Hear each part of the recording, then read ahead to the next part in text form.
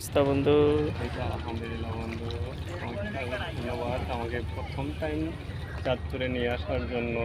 যদিও সন্ধ্যার পরে আসছি, নিজের কাছে একটু খারাপ লাগতেছে। তারপর আলহামদুলিল্লাহ, এটা কি বলে, সিঙ্গাপুর। গরিবের সিঙ্গাপুর, এই সেই চাঁদপুরের বলতে গেলে একটা বিখ্যাত জায়গা, তিন মোহনা, পদ্মা মেঘনা যমুনা তিন মোহনায় যে কত মানুষের বসত বাড়ি নিয়ে গেছে এই সেই নদী, সেইখানে প্রথমবার আসলাম। এসে খুবই ভালো লাগতেছে, যদি একটু অন্ধকারে আসছি এই জন্য কিছু বলতে পারতেছি না। আর চাঁদপুর তো আপনারা জানেনই যে ইলিশের জন্য চাঁদপুর বিখ্যাত। তুমি থ্যাংক ইউ ইলিশ মাছ বন্ধু। খাইছো কিনা? জি আলহামদুলিল্লাহ খাইছি, শুক্রিয়া। তুমি কিন্তু ইলিশের অভিযানের মাঝে দিয়ে আসছে, এর মধ্যে ইলিশ হ্যাঁ, মাছ খাইছো।